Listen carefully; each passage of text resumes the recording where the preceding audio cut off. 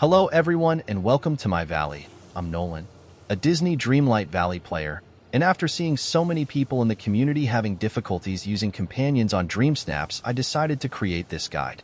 I will use different techniques as well as tips from my own experience to make it easier using companions. This is the first video I've made and I hope it can be clear and objective. So let's get to work.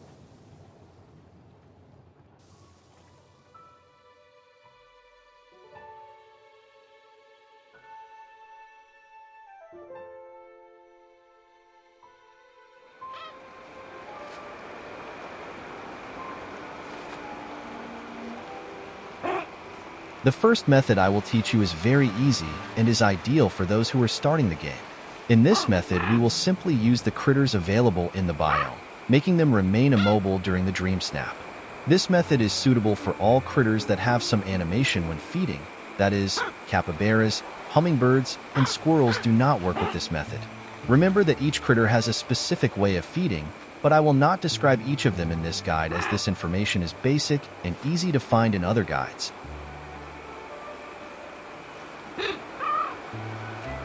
The advantages of this method are that you don't need to have the companion unlocked. The method is extremely simple to carry out. It is not necessary to trap your companion with items, and this will appear natural in Dreamsnaps. The disadvantages are that you will only be able to use a maximum of 2 critters simultaneously, 3 if you count the one you choose to follow you normally when customizing the avatar. Critters must be available in the biome at the time of Dreamsnaps.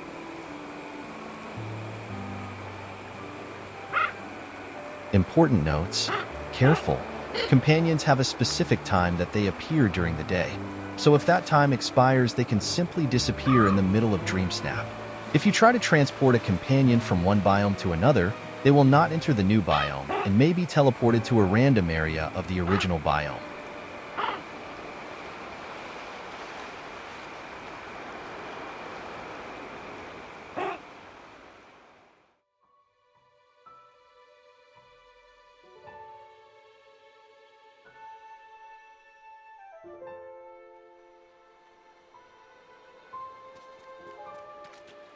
In this example, I marked the area where the critters should stay with a rug.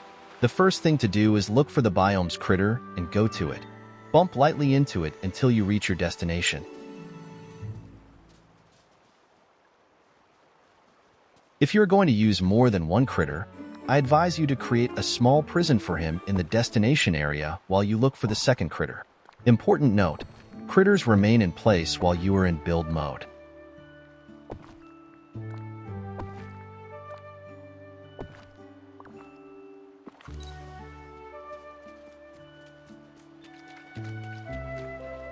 Often it is necessary to do the feeding process first, but in this case I chose turtles, which is the easiest critters to deal with, as they are already stationary during the feeding process.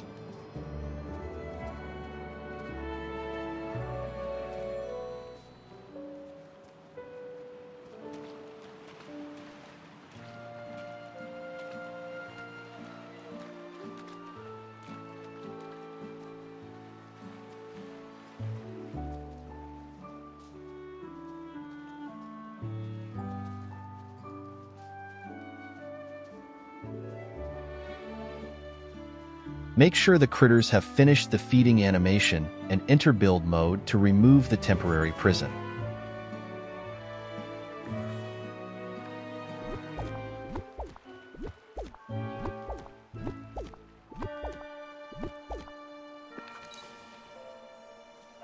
Now they are ready for Dreamsnaps. While they are in this mode, they will look towards you.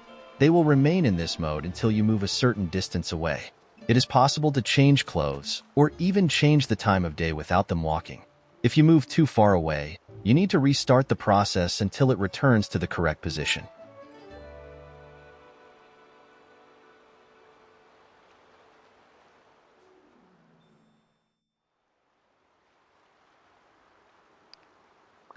In addition to wild critters, you can also use a companion through the wardrobe.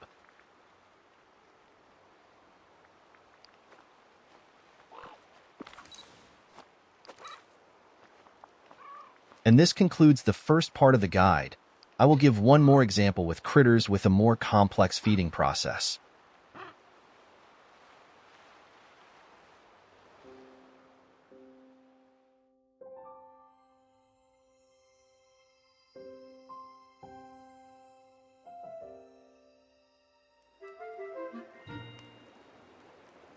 Hello again.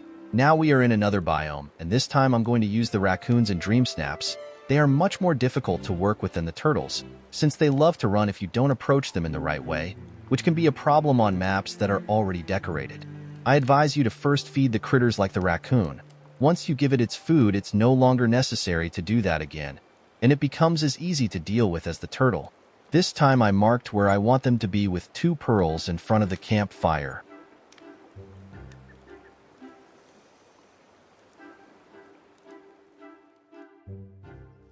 First, I will show you the normal way to feed a raccoon. Get close to him until he stands up on 2 legs. In this state of attention, you have to stop immediately. Any false step and he will run away. Wait for the raccoon to sit on the ground to get closer and stop as soon as he gets up. Repeat these steps until you can get close to him.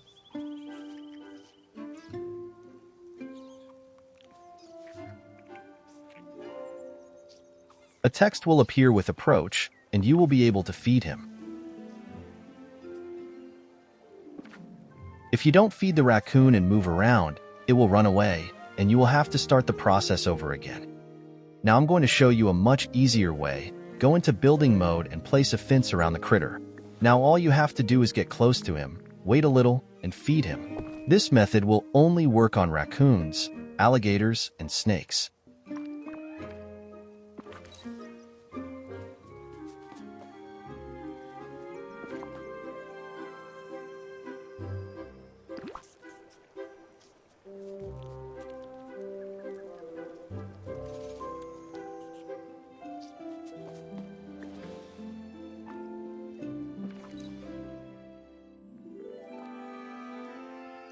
With the 2 raccoons already fed, it's time to take them to the place marked with the pearls. You can push them normally as was done in the turtle example, or you can create a path with 2 parallel fences and push them in the middle. In my case, the destination is very close to the river, so I decided to use just 1 fence. This is optional, but often helps a lot.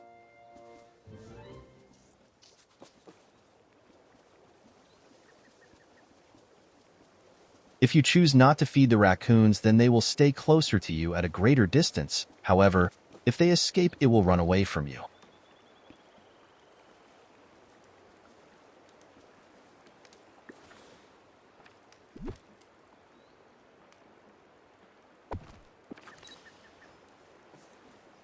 After arriving at the destination area, it's time to trap the raccoon with some items and go in search of the second one.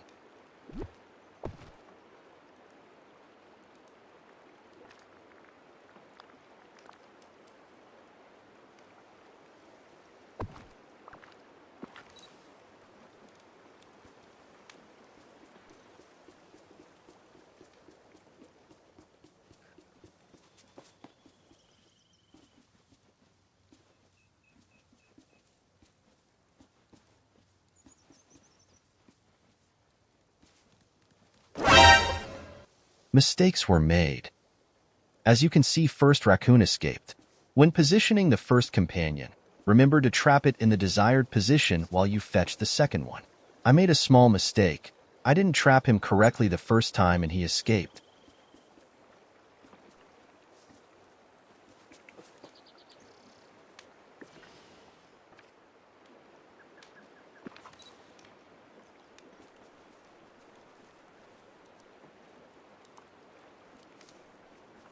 Sometimes it is difficult to trap crits on the edge of the map. There are places where it is not possible to place items.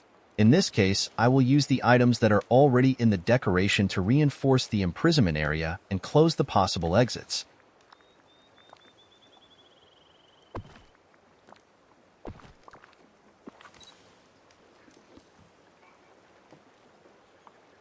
As I have already fed the raccoon before, now I no longer need to repeat this process. Just get close to it and push it to the destination.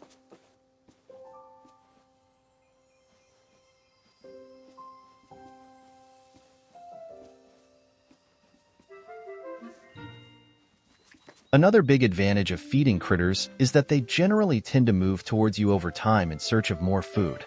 Oftentimes, if you simply feed and wait at the Dreamsnaps location, they will tend to head towards you, but this can take a long time to happen.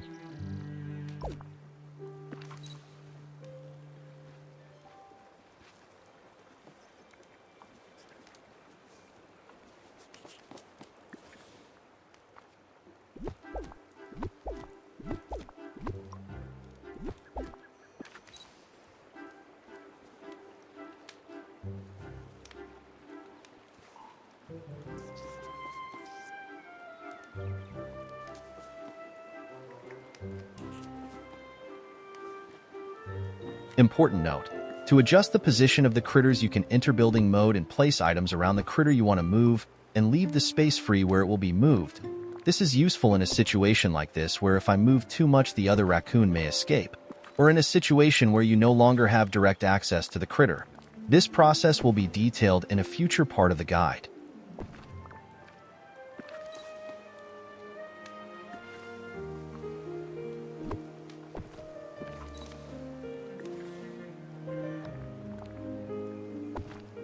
With the raccoons in the correct place, we can now remove the items and enter camera mode.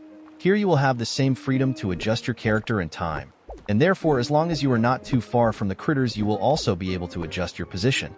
If one of them runs, you can enter build mode and trap it and return it to the desired position.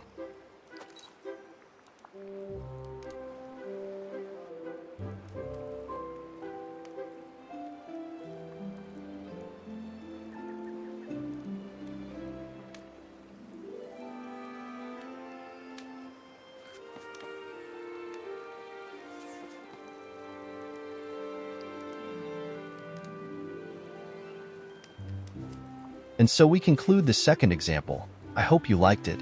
I will still create new guides for other methods, but as I am still new to creating videos, this may take a while.